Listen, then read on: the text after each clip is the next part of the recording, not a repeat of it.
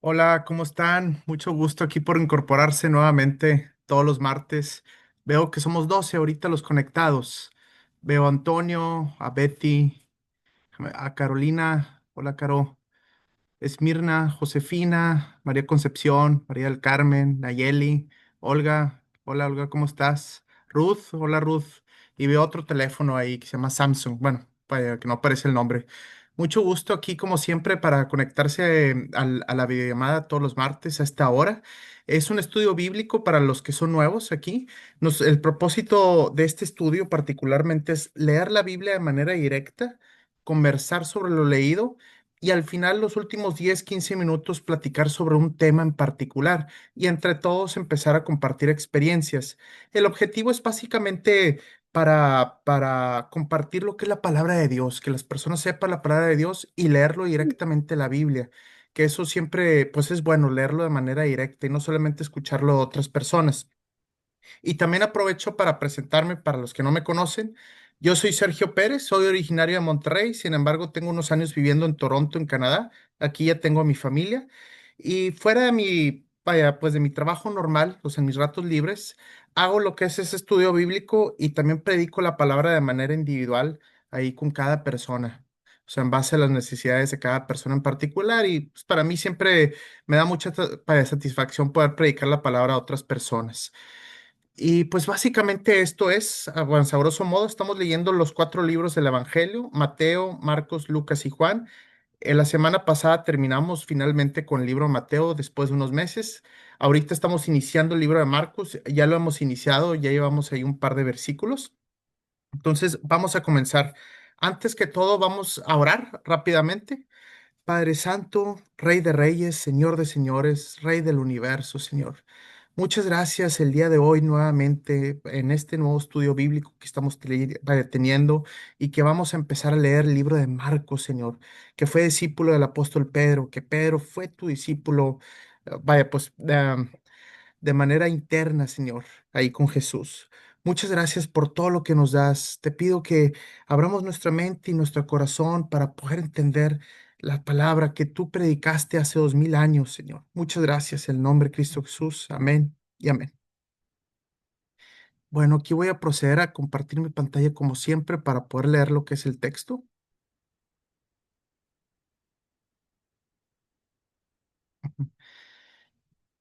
Bueno, pues para ponerlos ahí un poquito en contexto para las personas que son nuevas, estamos leyendo esos cuatro libros del Evangelio, que son los primeros cuatro libros del Nuevo Testamento. Están un poquito hacia el final de la Biblia en total.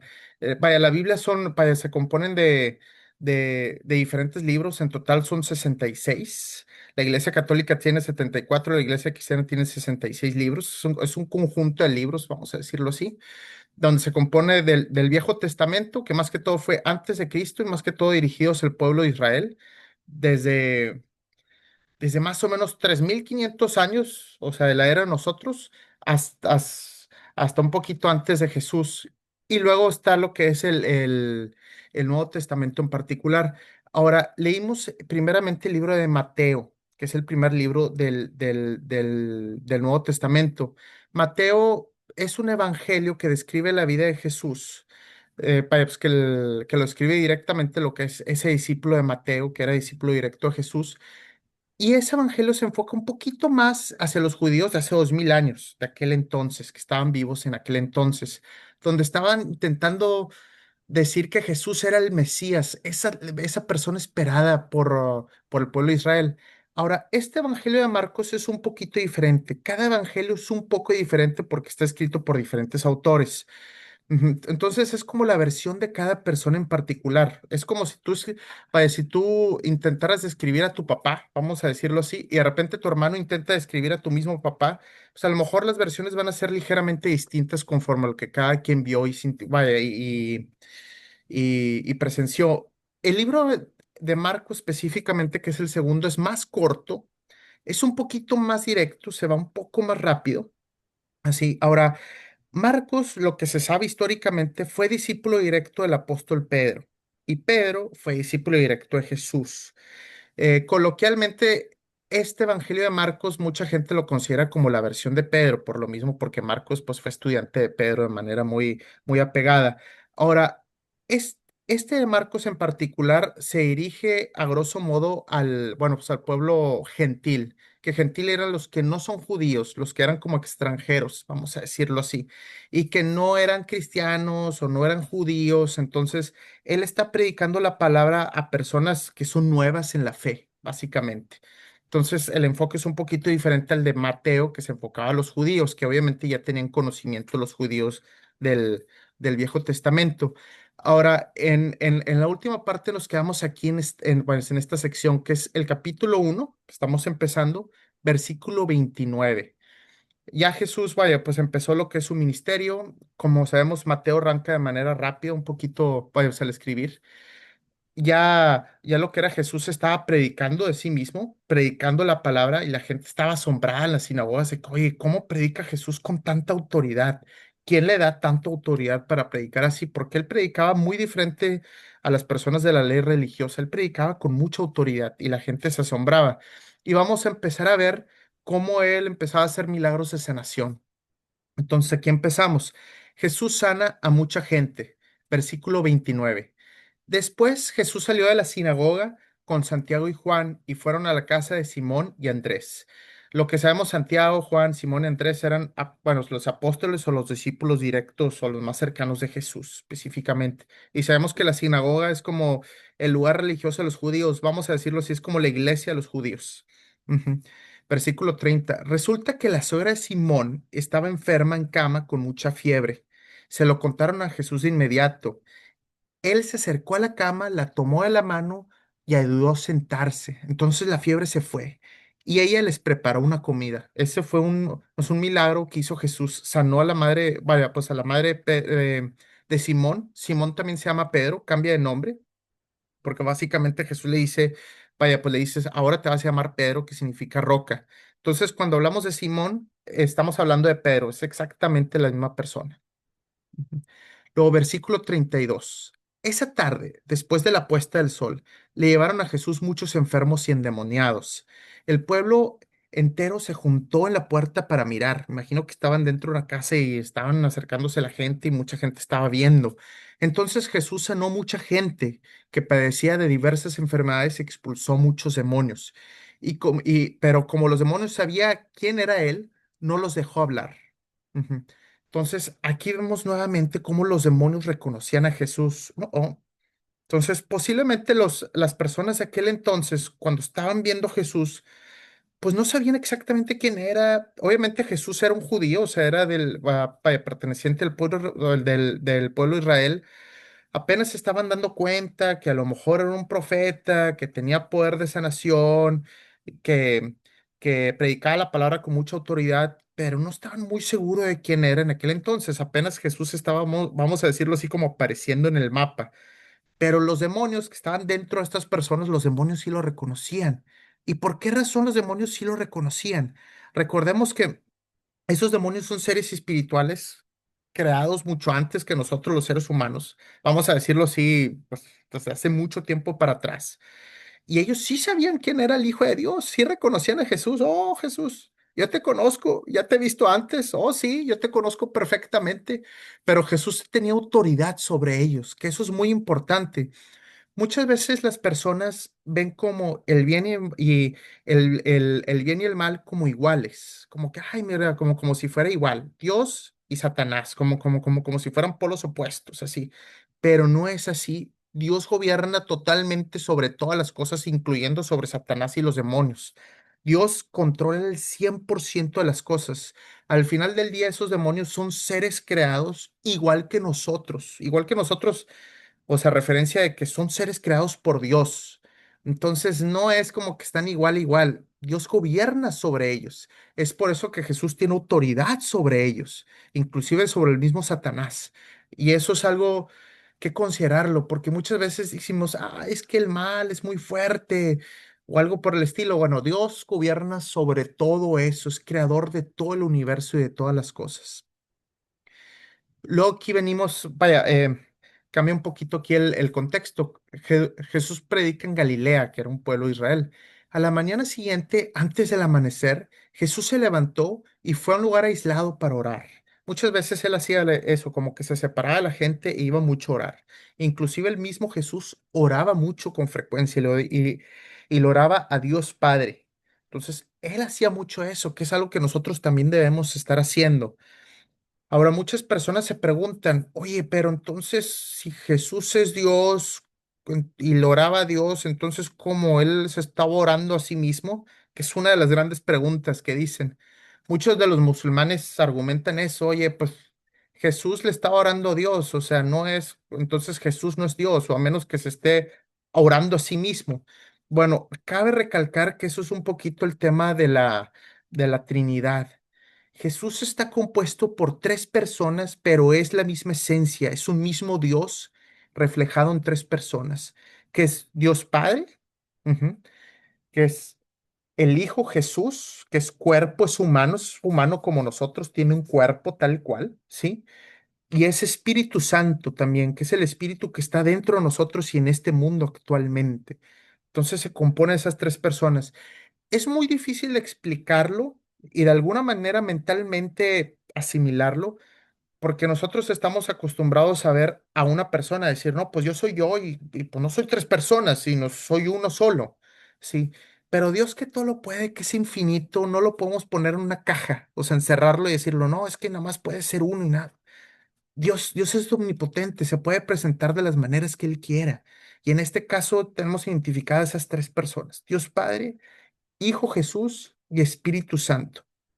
Es por eso que Hijo lo oraba al Padre, ¿sí? Porque al, al final del día el Hijo no es el Padre, ¿sí? El Hijo no es el Espíritu Santo no es el Padre, son personas distintas, pero últimamente es una sola esencia, es un Dios del que estamos hablando.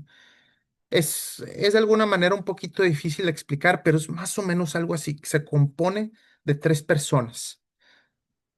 Bueno, aquí dice, Jesús se levantó y fue a un lugar aislado para orar. Más tarde, Simón y los otros salieron a buscarlo. Cuando lo encontraron, le dijeron, todos te están buscando. Imagino que ya tenía un tiempo desaparecido. Jesús le respondió, debemos seguir adelante e ir a otras ciudades. En ellas también predicaré, para eso he venido. Entonces ellos iban moviéndose a diferentes pueblos y ciudades, iban recorriéndolos, pues obviamente caminando en aquel entonces. Así que recorrió toda la región de Galilea, predicando en las sinagogas y expulsando demonios. Entonces era algo que Jesús hizo, vaya, Jesús y los discípulos hicieron por 3 años. Su ministerio duró 3 años. Históricamente hablando y de lo que nosotros sabemos de la historia, empezó más o menos cuando él tenía 30 y él murió en la cruz cuando él tenía 33. Entonces su ministerio solamente duró 3 años. Muchas personas piensan, no, posiblemente Jesús duró toda su vida predicando y no, fueron realmente 3 años. En 3 años, Jesús, que originalmente era un hijo, un carpintero de personas pobres y humildes, no era alguien famoso, hijo de un rey o algo por el estilo. En 3 años, este carpintero humilde, ¿sí? Pudo cambiar el mundo. Tuvo tanta trascendencia y argumentablemente la persona más influyente que existió en la humanidad, o sea, persona de carne y hueso, vamos a decirlo así, que en 3 años pudo cambiar el mundo. Por eso es muy importante leer lo que él dijo y los documentos históricos, que es el Evangelio, de su vida tal cual. Pues, Jesús sana a un hombre con lepra. Lepra era una enfermedad de la piel que ahorita ya tiene cura, ahorita ya, vaya, pues en la época actual, pero lepra era muy contagioso, fácilmente te podía dar lepra con solamente tocar a la persona. Y era como una enfermedad donde la piel se podría, se empezaban a hacer ronchas. Como era muy contagioso, muchas de las personas que tenían lepra vivían aisladas de la sociedad. Por lo mismo, porque era muy contagioso, ellos vivían totalmente separados de la sociedad. Entonces, las personas con lepra sufrían mucho porque eran personas que vivían solas, aisladas. Versículo 40. Un hombre con lepra se acercó, todo enfermo, así imagino, con toda la piel así. Hasta lo pueden googlear, ahí la parte de la lepra. Toda la piel así arrugada, llena de ronchas, así como, por no decirlo podrido, pero algo parecido. Se arrodilló ante Jesús y le suplicó que lo sanara. Si tú quieres, puedes sanarme y dejarme limpio, dijo esta persona. Movido con pasión, Jesús extendió la mano y lo tocó. Sí quiero, dijo, queda sano. Al instante la lepra desapareció y el hombre quedó sano. Entonces Jesús lo despidió con una firme advertencia. No se lo cuentes a nadie. En cambio, preséntate ante el sacerdote y deja que te examine. Lleva contigo la ofrenda que exige la ley de Moisés a los que son sanados de lepra. Esto será un testimonio público de que has quedado limpio. Entonces, ¿qué pasó? Esta persona que estaba muy enferma se acerca a Jesús. Me imagino que aquel entonces las personas obviamente pues se ponían un poquito nerviosas porque decía, está esta persona enferma, pues nos va a contagiar. Y a lo mejor pensaban, pues va a contagiar a Jesús, o sea, nos va a contagiar a todos, esta persona que está extremadamente enferma. Jesús sin miedo lo toca a esa persona enferma, no le da miedo, lo toca, porque Él gobierna sobre todo, sí, sobre todo el mundo y sobre esa enfermedad particularmente en este ejemplo. ¿Y Él qué dice?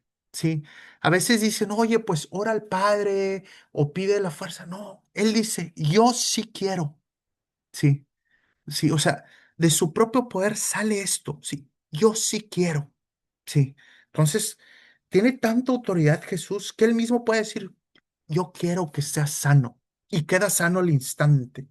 Sí, esa divinidad, ese poder, obviamente no lo tenía ningún ser humano ni lo ha tenido. Solamente con el hecho de querer, las cosas sucedían. Si al instante la lepra desapareció, el hombre quedó sano. Y luego él dice, no se lo cuentes a nadie, ve con el sacerdote para que te examine y que verifique que ya estés sano. A veces la gente se lograba curar y los que determinaban oficialmente si estabas enfermo o vaya, ya estaba sanado, era el sacerdote. Te tenía que ver totalmente, vaya, pues por todo el cuerpo, o sea, pues dicen muchas personas casi desnudo para que viera todas las partes de tu cuerpo, de que no estuvieras con lepra, muchas veces también la ropa. Él era la persona oficial como para examinarte y obviamente pues él dictaba si seguías enfermo o estabas enfermo o si ya estabas sanado y ya pudieras pasar un poquito aquí a la sociedad. Sí. Pero obviamente el hombre hace algo diferente, porque Jesús le dice, no le digas a nadie, ¿sí? Pero el hombre hizo correr la voz proclamando todos lo que había sucedido. Como resultado, grandes multitudes pronto rodearon a Jesús, de modo que ya no pudo entrar abiertamente en ninguna ciudad. Tenía que quedarse en lugares apartados, porque aún así gente de todas partes seguía acudiendo a él. Jesús empezó a tener mucha fama en esa zona de Israel. Así que ya no podía entrar a las ciudades porque se empezaban a hacer mucho los tumultos. Tenía que ir un poquito como a las afueras o zonas un poquito apartadas para poder recibir a la gente. Entonces, muchas de las personas dicen que Jesús decía, no se lo digas a nadie, porque últimamente Jesús sabía el plan. Bueno, pues el plan de su Padre de Dios.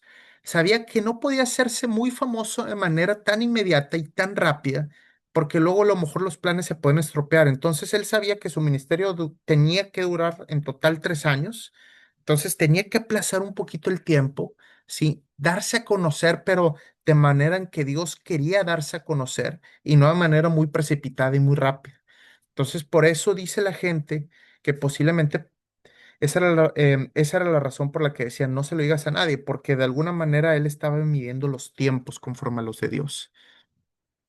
Aquí vamos a pasar al capítulo 2 de Marcos. Nuevamente Jesús hace otra sanación. Jesús sana a un paralítico.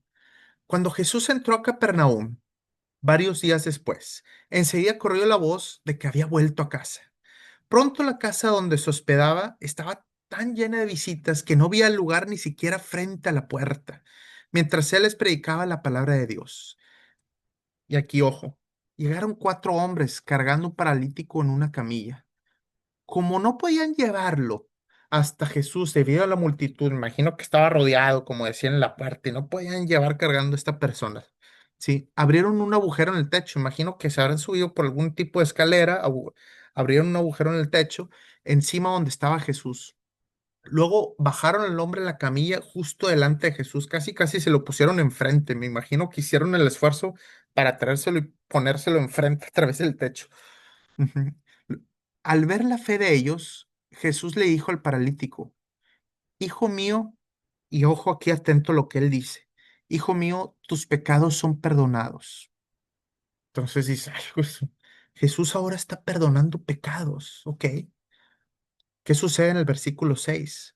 Algunos maestros de la ley religiosa, sí, que eran como vamos a decirlo así, como los pastores, predicadores de aquel entonces, de los judíos de aquel entonces, que eran los expertos de la ley religiosa, que estaban ahí sentados, pensaron, ¿qué es lo que dice? Es una blasfemia. Blasfemia es decir algo contra de Dios. Es una blasfemia. Solo Dios puede perdonar pecados. ¿Sí? Y Jesús está diciendo, hijo mío, tus pecados han sido perdonados. Solamente Dios lo puede, vaya, pues, perdonar. Eso dice en el Viejo Testamento. Es una blasfemia, va contra de Dios. Ujú. En ese mismo instante, Jesús supo lo que estaban pensando, supo lo que pensaban. Jesús de alguna manera, y esta frase de que Jesús sabía lo que estaban pensando se repite en diferentes libros aquí del Evangelio. De alguna manera, él sabía todo lo que estaba pasando alrededor y los pensamientos de la gente. Así que les preguntó, ¿por qué cuestionan eso en su corazón? ¿Qué es más fácil decirle al paralítico? ¿Tus pecados son perdonados? ¿O ponte de pie, toma tu camilla y camina? Así que les demostraré que el Hijo del Hombre, que es Él, Jesús, tiene autoridad en la tierra para perdonar pecados. Entonces Jesús miró al paralítico y dijo, ponte de pie, toma tu camilla y vete a casa. Y el hombre se levantó de un salto, me imagino rápidamente, de un salto, tomó su camilla y salió caminando entre los espectadores que habían quedado atónitos. Todos estaban asombrados, y alababan a Dios exclamando, jamás hemos visto algo así.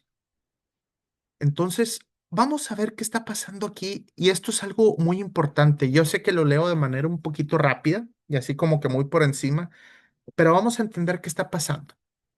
Le ponen a Jesús un paralítico enfrente y lo primero que él dice una frase de estas que son muy importantes. Hijo mío, tus pecados son perdonados. Y dices, ok, está perdonando pecados. Los de la ley religiosa levantan las antenas y dicen, esto está mal, esto es incorrecto, es blasfemia, está en contra de Dios. Solamente Dios puede perdonar pecados y ellos lo sabían. Sabían perfectamente la ley del Antiguo Testamento, la ley de Moisés. Sí, no, no, no, esto es una blasfemia, va en contra de Dios. Pero ¿qué reitera Jesús? ¿Por qué te lo cuestionas en tu corazón? ¿Qué es más fácil? ¿Decir que tus pecados han sido perdonados o levántate? Sí. Y luego dice aquí en el versículo 10 para aclararlo y lo aclara de manera directa. Así que les demostraré que el Hijo del Hombre, él, tiene autoridad en la tierra para perdonar pecados. Y le dio el milagro. Ponte de pie, toma tu camilla y vete a casa. Entonces, ¿qué está pasando aquí? Los judíos de la ley religiosa están diciendo que solamente Dios puede perdonar pecados y Jesús está diciendo algo nuevo, o sea, en aquel entonces, algo nuevo que todos estaban sacados de onda. Están diciendo sí, yo tengo autoridad para perdonar pecados. Sí, entonces, el Hijo del Hombre. Esto es una de los tips o de los vistazos donde estamos viendo la divinidad de Jesús. Jesús no es un hombre común y corriente como tú y yo o todos nosotros, ¿sí? Porque nosotros obviamente no tenemos autoridad para perdonar pecados o para hacer que un paralítico se levante o para que un leproso quede sano, ¿sí? Más que todo es eso. En la Biblia queda bien claro que solamente Dios podía perdonar pecados. Y Jesús, aquí queda bien claro que Jesús también tenía autoridad para perdonar pecados. Y ahí estamos viendo esa similitud, esa cuestión de que ese Dios que conocían los judíos hace 2000 años, eh, ese Dios que se presentaba perdón, aquí con la manita, déjame la levanto, ese Dios es lo mismo que Jesús. Está viendo una similitud, un paralelismo. Está diciendo, yo también tengo autoridad para perdonar pecados. Obviamente Jesús estaba revelando poco a poco a estas personas, poco a poco. Nunca lo dijo de manera así directa, así frontal. Yo soy Dios, así tal cual, pero sí te lo da a conocer bajo diferentes eventos a lo largo de la Biblia que vamos a estar leyendo. Últimamente sí lo dice un poquito más de manera frontal en el libro de Juan, cuando dicen, el Padre y yo somos uno mismo. Ahí sí lo dice de manera muy clara y muy frontal. Sí, pero ahí te das cuenta que Jesús tiene divinidad, tiene poder, no es un ser humano normal y tiene autoridad para perdonar pecados al igual que Dios. Y según la Biblia, solamente Dios tiene autoridad para perdonar pecados. Entonces, ahí vemos como un círculo, ¿no? Como Jesús se está englobando o vaya, pues se parece a Dios, vamos a decirlo así. Entonces, Jesús llama a Leví, Mateo, entre comillas. Entonces, versículo 13. Entonces Jesús salió de nuevo a la orilla del lago y enseñó a las multitudes que se acercaban a él.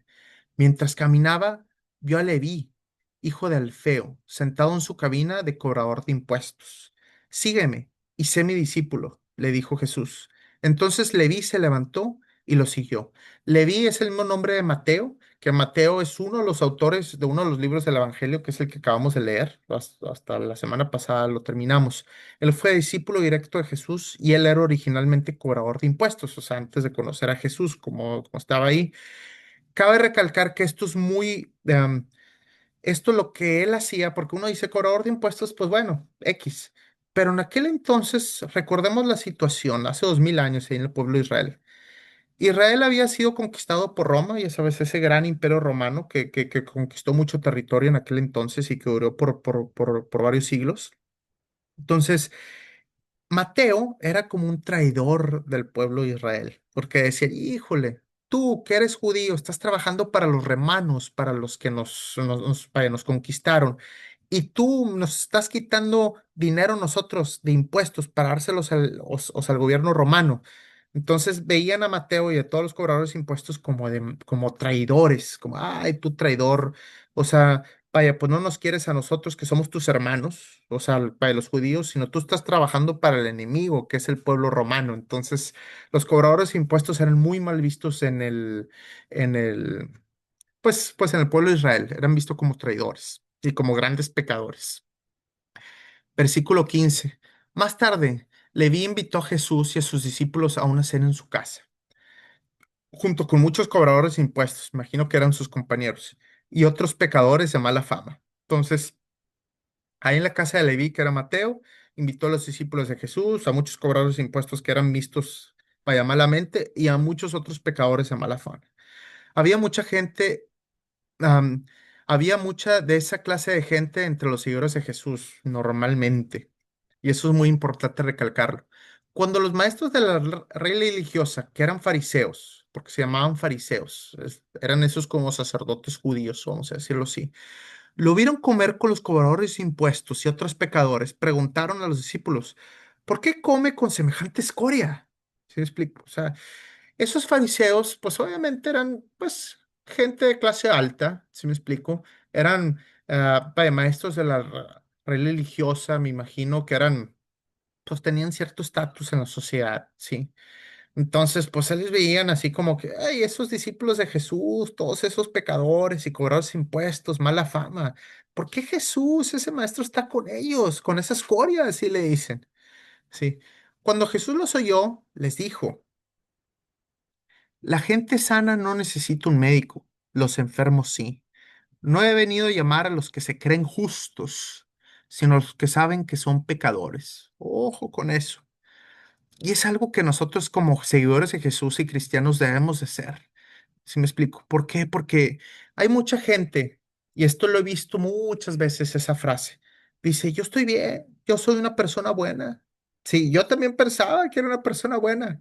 Muchas veces nosotros argumentamos, pues yo no estoy en la cárcel, no he matado a nadie, no he cometido ningún gran fraude financiero, más o menos puedo vivir en la sociedad, tengo trabajo, tengo familia, me la llevo bien, vamos a decirlo así.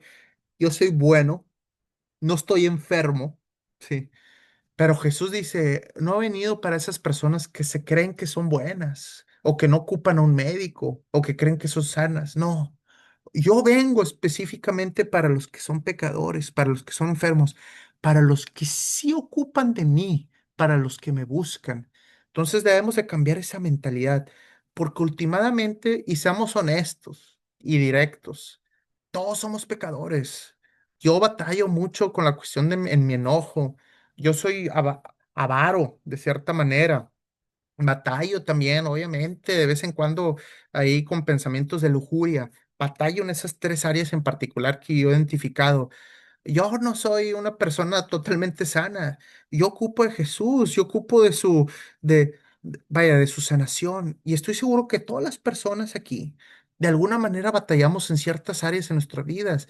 Algunas personas sufren de depresión o sufren de problemas familiares o de ciertos otros problemas. Cada persona es un poquito diferente en sí y tiene ciertas áreas un poquito diferentes, pero todos ocupamos de Él. Pero si nosotros somos una persona que dice, no, yo estoy bien, no tengo ningún trabajo, le soy fiel a mi esposa, entonces todavía estoy bien, vamos a decirlo así. Tú dices, pero los pensamientos que están en tu cabeza, tu afán al dinero, tus enojos, sí, tu depresión, todo eso, ocupas de Jesús, ocupamos de Él. Y hay que reconocer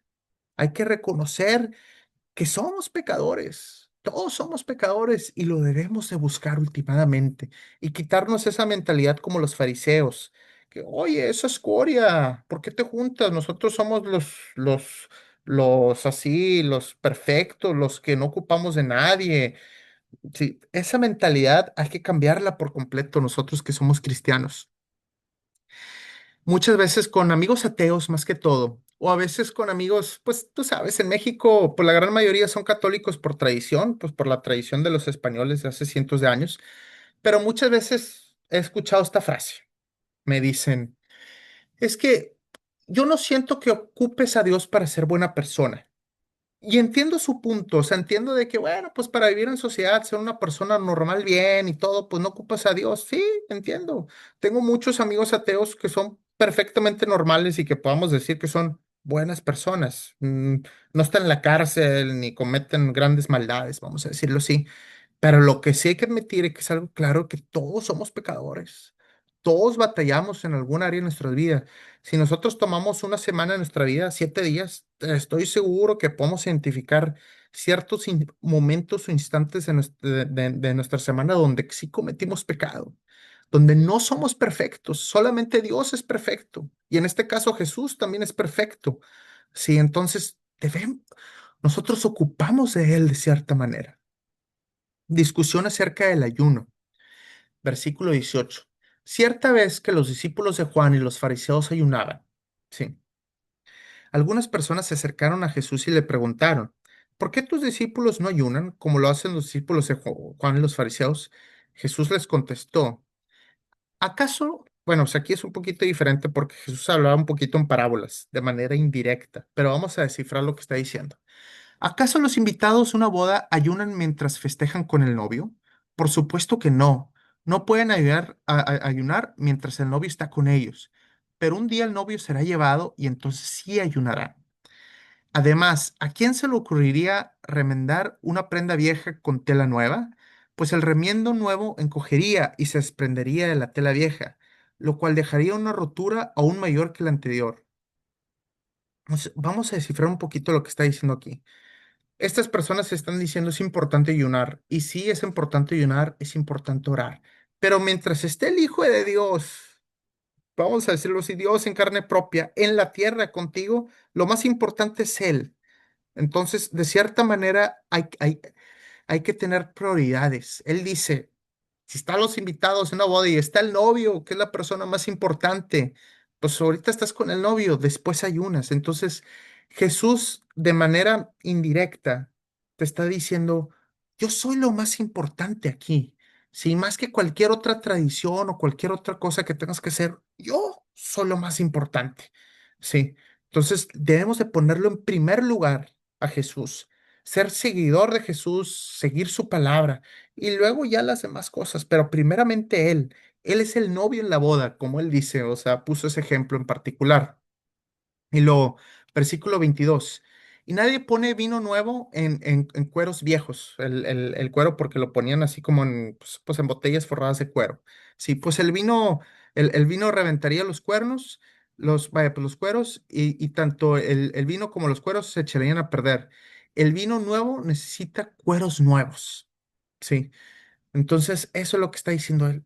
Él es lo más importante. Él es el vino nuevo. Él es la tela nueva. Sí.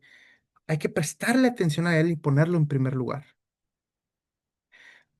Discusión acerca del día de descanso, que era el famoso Sabbat, que bueno, sabemos que nuestra tradición generalmente sería como el domingo, el típico día de descanso, pero, y hay que cabe recalcar que históricamente en el pueblo de Israel y en aquel entonces, hace 2000 años, era el sábado. El sábado era el día de descanso por ley de Moisés, donde nadie podía hacer nada, ningún tipo de actividad. No podías ni tú hacer ninguna actividad, ni tus animales, ni tus siervos, si tenías gente trabajando para ti. Teóricamente el sábado era cero actividad, 100% descanso. Ujú. Pero bueno, aquí vamos a ver qué tenía que ver el día de descanso con el ministerio de Jesús.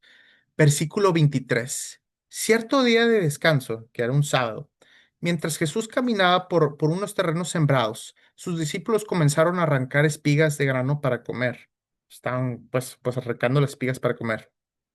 Entonces los fariseos, que los fariseos pues estaban viendo a Jesús a cada rato y siempre lo marcaban, tú estás mal, tú estás mal, tú estás mal. Los fariseos le dijeron a Jesús, mira, ¿por qué tus discípulos violan la ley al cosechar granos en el día de descanso? En teoría no deberían de estar haciendo nada. Jesús les dijo, ¿acaso no leído en las escrituras lo que hizo David cuando él y sus compañeros tuvieron hambre? Entró en la casa de Dios en el tiempo de Abiatar, en el tiempo que Abiatar era sumo sacerdote, y violó la ley al comer los panes sagrados que solo los sacerdotes se les permite comer, y también les pidió una porción a sus compañeros. Después Jesús les dijo, el día de descanso se hizo para satisfacer las necesidades de la gente y no para que la gente satisfaga los requisitos del día de descanso. Así que el Hijo del Hombre es Señor incluso del día de descanso. Entonces, aquí Jesús está poniendo ciertas prioridades. Está, vamos a decirlo así, como la tradición judía, que es, hoy el sábado es día de descanso, no hagas nada.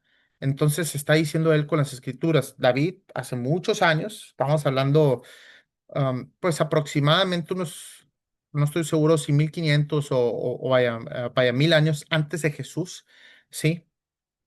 Vaya, pues hizo esto. Él comió en el día de descanso, ¿sí? Y él aclara, el día de descanso se hizo para satisfacer las necesidades de la gente, o sea, para que la gente descansara, y no para que la gente satisfaga los requisitos del día de descanso. O sea, el día de descanso está para la gente, no la gente para el día de descanso. O sea, está poniendo prioridad. Realmente ese día, pues es para la gente, no, o sea, esa es la prioridad. Y dice, el Hijo del Hombre, que obviamente sabemos que él es él mismo, ¿sí? Es Señor y gobierna sobre esa tradición, sobre el día de descanso.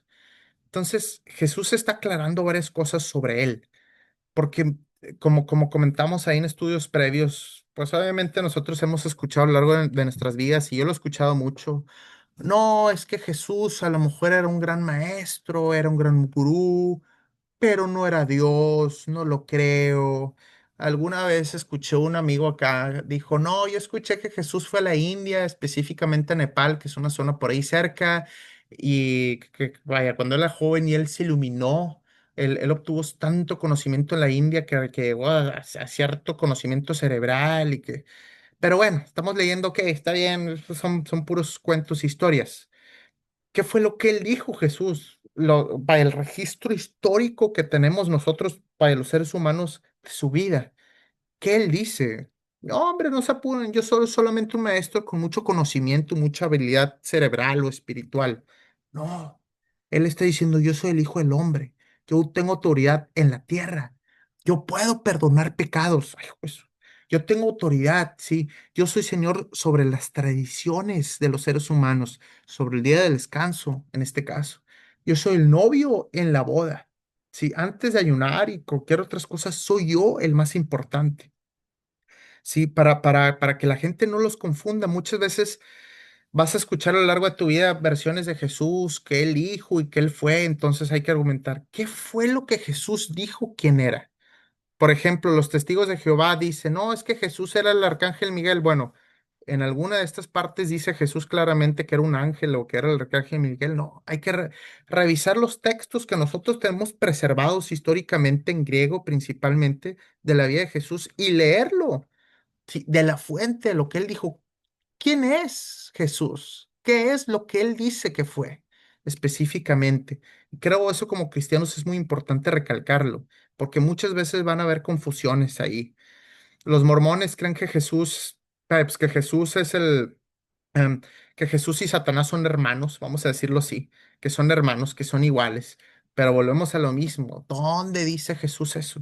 Entonces hay que siempre irnos a la fuente pues casi casi argumentar. Tenemos estos, vaya, pues estos traducciones al español, pero últimamente están en griego, que es el lenguaje original con el cual se escribieron, que describen a Jesús y lo que él dice.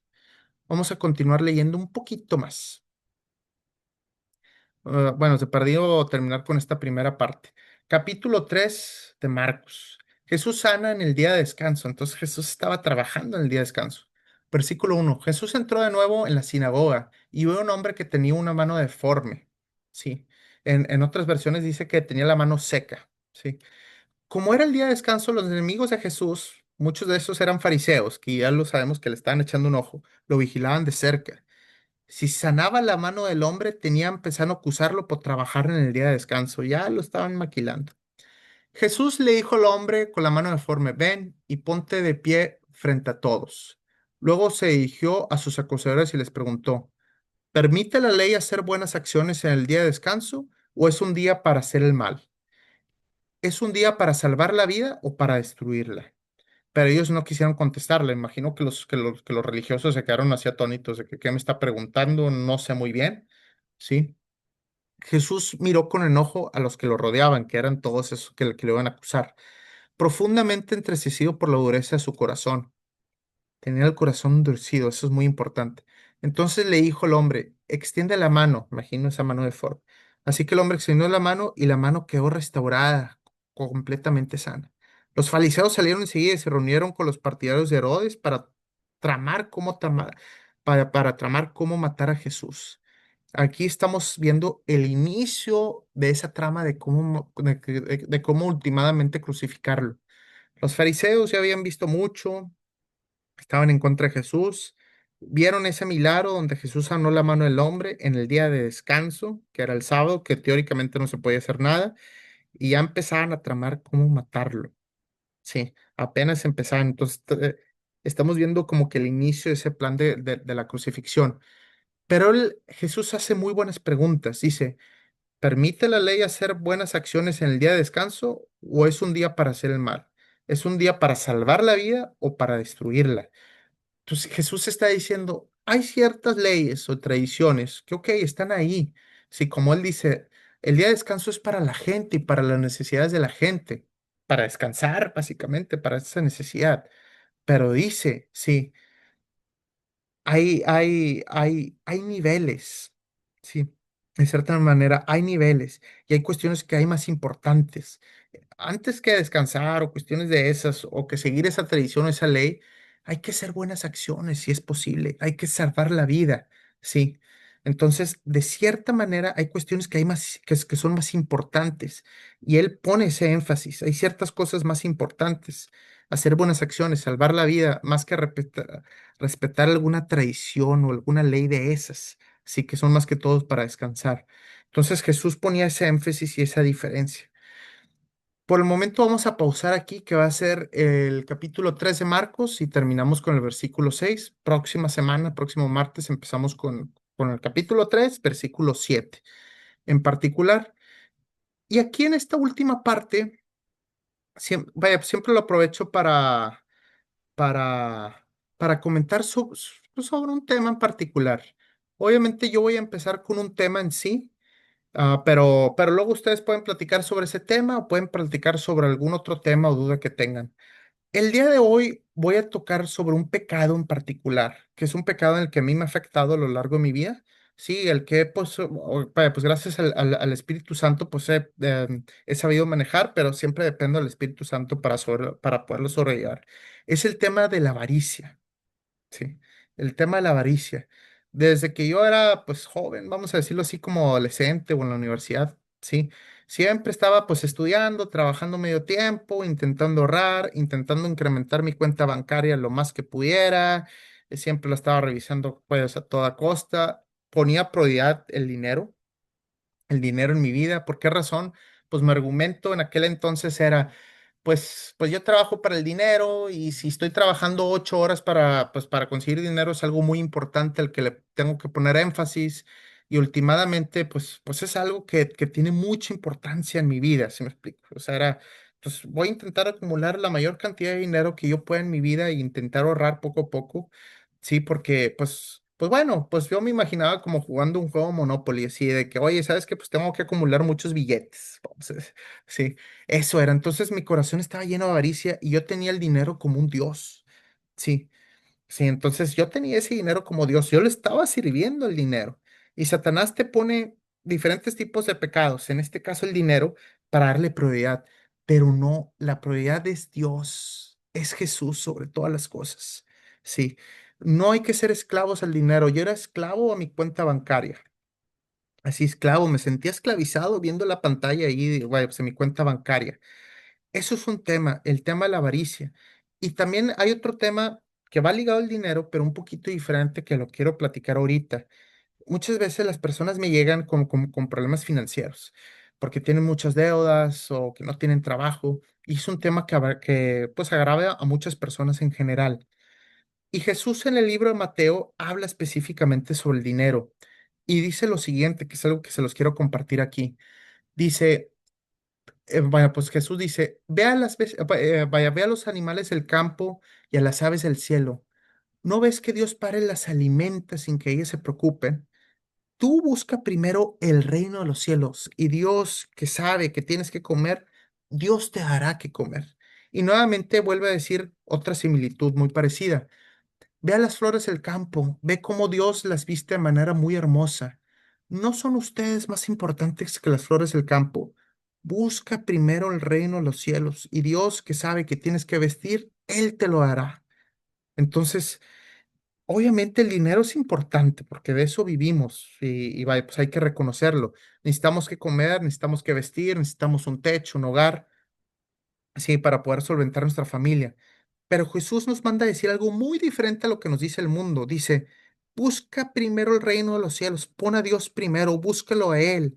Y Dios que tiene control sobre todas las cosas y que sabe que tienes esas necesidades, Él te las dará. Y muchas veces estoy seguro que nos ha pasado en nuestra vida que estamos trabajando, trabajando, trabajando o buscando trabajo y metiéndole nuestro mejor esfuerzo y no salen las cosas y no salen las cosas. Pero primero hay que buscar a Dios, ponerlo en primer lugar a Dios. Obviamente seguir trabajando y hacer nuestro esfuerzo, no es, o sea, no es como que ya no, vaya, pues que dejemos de trabajar por completo, pero ponerlo en primer lugar es lo que Jesús nos manda a decir. Eso nos hace primeramente libres del dinero y últimamente Dios es el que nos promete las cosas, vaya, o sea, al final del día. Eso es lo que yo les quería comentar, lo que es el día de hoy, tocar ese tema de la avaricia. En diferentes estudios bíblicos toco sobre diferentes temas. Ahorita yo ya lo abro aquí la conversación por si quieren hablar de este tema en particular o por si alguien se anima a pues hablar de algo diferente. Ahorita somos aquí 6 personas conectadas. Si quieren hablar, simplemente aquí pues pueden quitar, vaya, pues pueden quitarle lo que es el mute a vaya, pues, a su micrófono para que puedan hablar, el que se quiera animar. Yo, Ok, perfecto. Veo a Daniel ahorita vaya, pues a Daniel ahorita que habló y ahorita nos pasamos con Mari Carmen que levantó la mano, que ahorita la vi. sí, Perfecto, mira, Daniel, yo no sé pienso si quieres que, hablar. sí, yo pienso que es un tema muy delicado, bueno, todos los temas, ¿no? Pero en cuestión de lo que mencionas de la avaricia, sí, porque como que pensamos a veces que el dinero lo necesitamos para todo, ¿no? Para, obviamente para suplir nuestras necesidades, para pasear con la familia, pero sí hay que tener en cuenta que ante todo está Dios y hay que tenerlo a Él en primer lugar. Ya después, pues, como la misma palabra dice, todas las cosas serán añadidas. Entonces, sí nos cuesta un poquito de trabajo adaptarnos a esa idea, pero sí, es una de las más fuertes y no nada más el dinero, sino a veces ponemos muchas otras cosas como el trabajo, muchas veces el trabajo, nuestros propios hijos, nuestra propia familia. Siento yo que es que nos cuesta mucho trabajo el dejar todo en las manos de Dios, pero sí es lo más importante y siento que es de las cosas que debemos de trabajar, el no, como lo mencionaste en la palabra, en el estudio, él es el novio, ¿no? La persona más importante y la misma palabra lo dice que él es muy celoso, es un Dios muy, muy, muy celoso y es lo que hay que tomar en cuenta para tenerlo a él en primer lugar ante todo. Sí, no, totalmente. Y tienes razón con esa última frase que tú dijiste, vaya, que tú mencionaste. Es un señor, es un Dios celoso, pero últimamente es celoso para bien nuestro. Sí, porque de repente empezamos a tener otros dioses, como es el dios del dinero o alguna otra ambición que tengamos en nuestra vida, o nos empezamos a concentrar muchos en otras cosas, pero últimamente Dios dice, ponme en primer lugar, ponme en primer lugar. Últimamente es para nuestro bien ponerlo en primer lugar.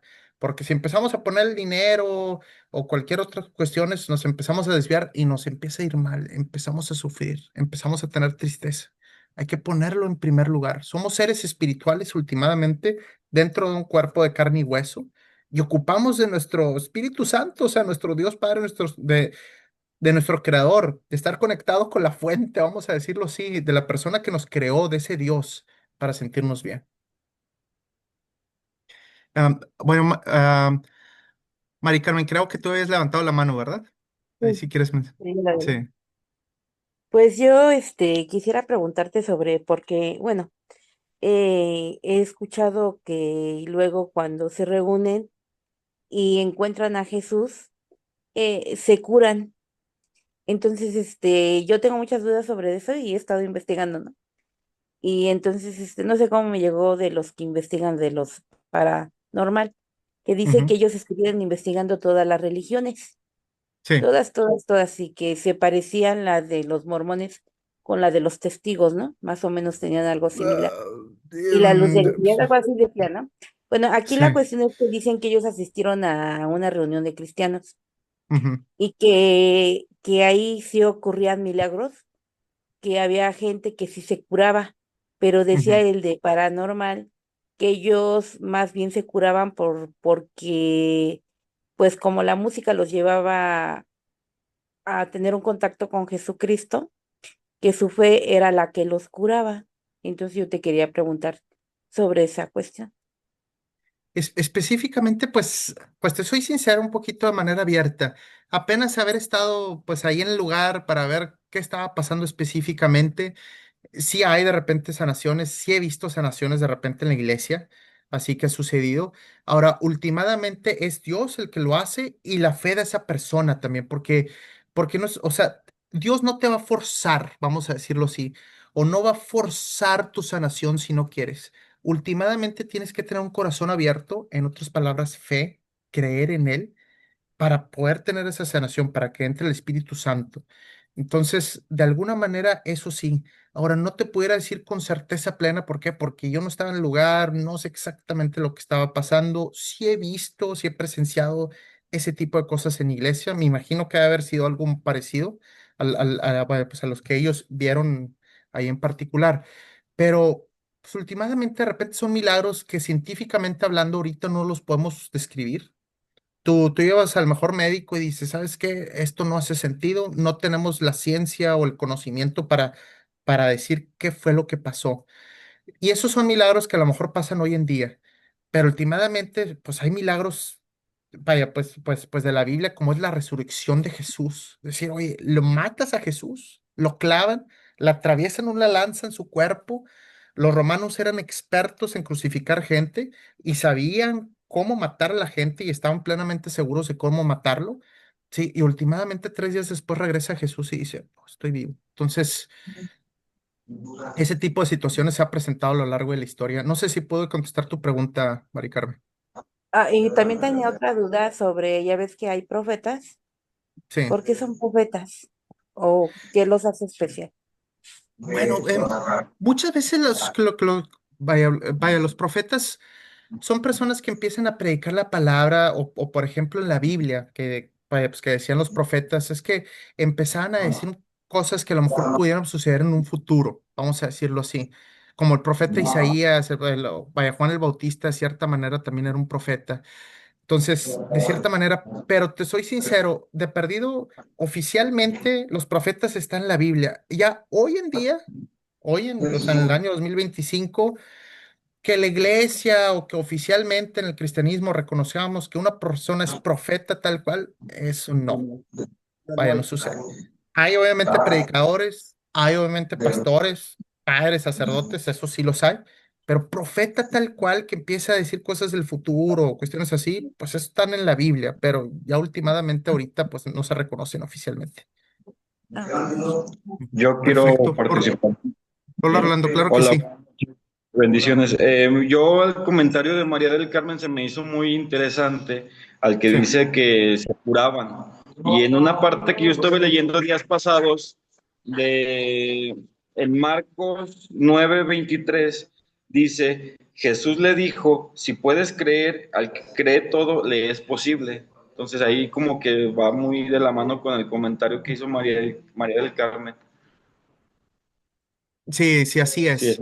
O sea, también tienes que tener esa fe fuerte, como, vayas, como dicen, ese corazón abierto y fe fuerte. Ah, siempre he creído que es que últimamente es como una relación. Sí está Dios, pero tú, pues debes de tener ese corazón abierto y esa fe fuerte también. Porque Dios no te va a forzar, o sea, vamos a decirlo así.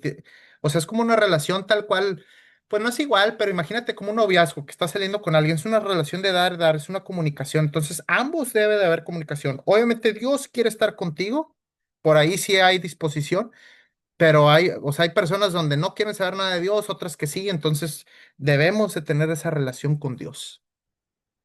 Ujú. No sé si alguien más. Ah, veo ahí, bueno, Samsung, ahí aparece tu nombre, pero si te quieres presentar ajá, Hola, buenas noches. Mi nombre es bueno, Reina González Álvarez. hola Reina. Aquí nada más en el capítulo 2 de Marcos, donde dice que al ver Jesús la fe de ellos, dijo al paralítico, hijo, tus pecados te son perdonados. Sí, Aquí veo que Jesús le da la sanación, por así decirlo, espiritual y también la sanación física. O sea, ahí son dos puntos importantes porque dice que tus hijos, tus pecados te son perdonados. Entonces ahí creo que fueron dos partes o dos puntos importantes que el paralítico obtuvo. Entonces, ese era mi comentario de que eh, al creer en Cristo, eh, nos sana o la fe, como estaba diciendo, estaba comentando ahí, que la fe tiene que ser muy fuerte, sí, pero igual el creer, que es lo más importante, que creemos, si creemos en Cristo Jesús, entonces sanamos espiritualmente y sanamos físicamente, pero todo lo hace la fe y el creer. Entonces, aquí para mí estos son dos puntos importantes que tuvo el paralítico. ah, perfecto. No, Es pues mi no, punto. no, vaya, pues muy buena observación aquí vaya, vaya, por compartirlo, porque últimamente, como tú mencionas, son dos, tanto la Son carne, que es dos. el cuerpo, Ajá, tanto el sí, espíritu.